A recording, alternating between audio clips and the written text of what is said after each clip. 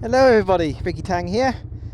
Just taking a quick stop. Well, I've just been riding for about a mile. I'm stopping again because I've just filled up with fuel.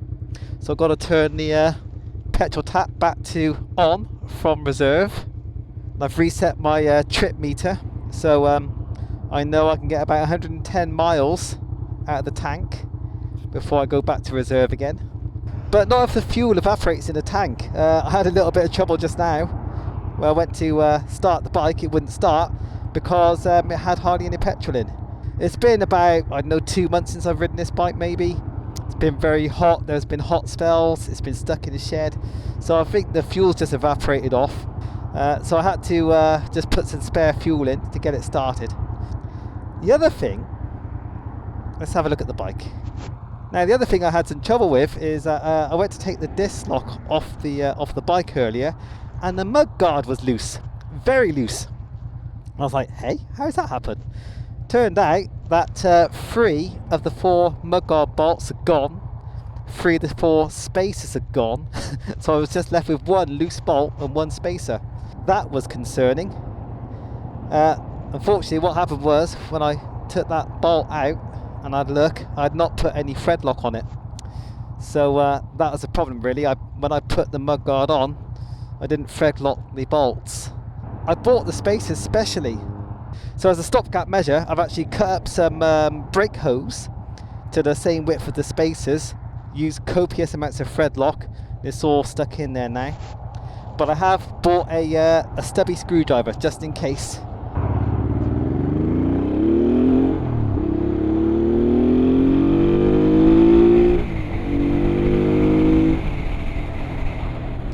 What am I doing on the Bros? It has been quite a while. My exhaust saga has been taking up quite a bit of my time on my R1250R. Yeah, I've not spent any time on the Bros at all. I've made a bit of a mod to this bike. I've fitted a 17-tooth sprocket to raise the gearing overall and kind of lower the revs at cruising speeds. Part of Project Smell the Roses. Where on this bike I think I just slow down and kind of smell the roses more often rather than thrash a poor thing.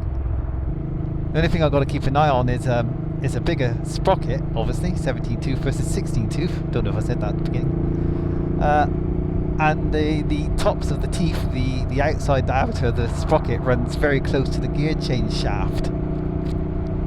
And depending on where you get the sprocket from, who manufactures it, sometimes there's actually interference. You either got to trim away a little bit of the shaft or file down the tops of the teeth. Or you get away with it, and I think I've got away with it, so it doesn't appear to be any interference, but it is close. I've also softened off the suspension a bit, the rear suspension. It's got a combined rebound and compression adjuster. So I've unbound that by a few clicks. Unfortunately, when I filled up the bike just now, the petrol station I went to only had that E10 petrol unleaded with 10% ethanol or whatever it is, 10% water. I think, since it's a Japanese import, this bike, I think it can run on E10. I think it was designed to do that from the outset. But I could be wrong. I could be destroying this bike, but I think I'm okay. I'll let you know in the video. So once I've got home and done my research, I'll flash out whether I was an idiot or not, or whether I got away with it.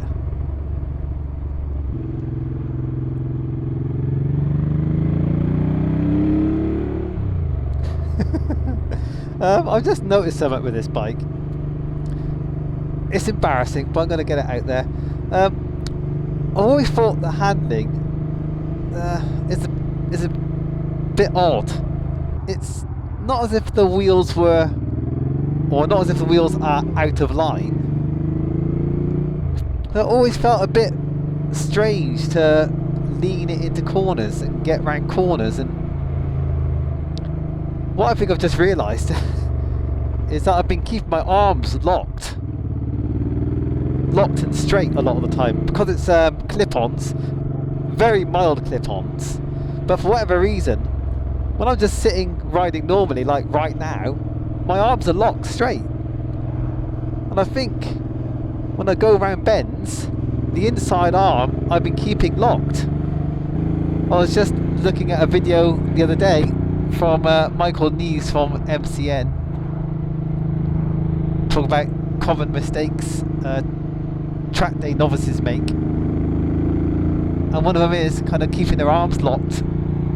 He says, if you do nothing else, just make sure when you get into a corner, bend the inside arm. And yeah, I mean normally I do. I mean on my R1250, my arms are fairly naturally bent anyway. There's quite a high up handlebar. But it's just something I think I've just observed with my riding on this bike particularly. So I might put it through its paces shortly and try and swing it through some bends. Make sure my arm's locked. Sorry. Make sure my arm's bent. But to do that, you've got to lean them forward a bit. And I think that's been the missing link on this bike in terms of its handling. I mean, I was just thinking mostly it's you know, it's a 30-year-old bike. It doesn't handle maybe like modern bikes do. But I think I've been causing the problem.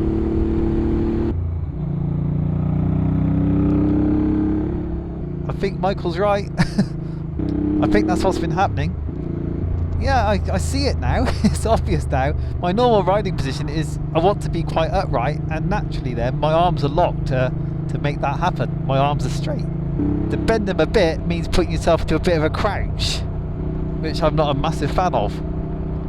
So I think that's kind of sealed the deal on this bike. I need to get a handlebar conversion and get a tube bar across the top of the yoke rather than the clip-ons.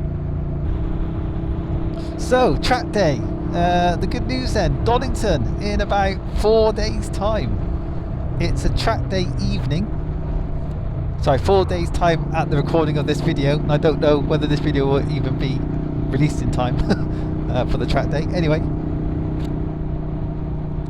track day evening, so got to get there for 4 o'clock onwards for signing on. The actual session start at 5:30, and they'll stop at either 8 o'clock or when it's too dark to continue. I get the feeling if it's going to be cloudy, it'll be quite dark quite quick, unfortunately, so we might not get the full amount of time in. But if the skies are clear, I think we'll be okay. One slightly disappointing discovery I made though just a few days ago is that I hadn't realised, because I'm a bit stupid, that I've signed up for the national circuit on this date. It's not the full circuit. Now that's actually a real shame, because what I was looking forward to doing was to try and better my time that I managed on the S1000 when I first visited Donington. I did a 158 point something as a novice, first ever track day. I was confident on my 1250, especially now I got the exhaust sorted and I got full power back again, that I could beat that time. But on this visit, I'm not going to get the chance to find out. But on the plus side,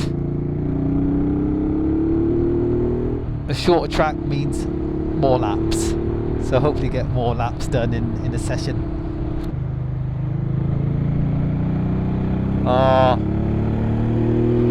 That is so much better now. I'm bending my arms, oh god, and leaning forward into the bend.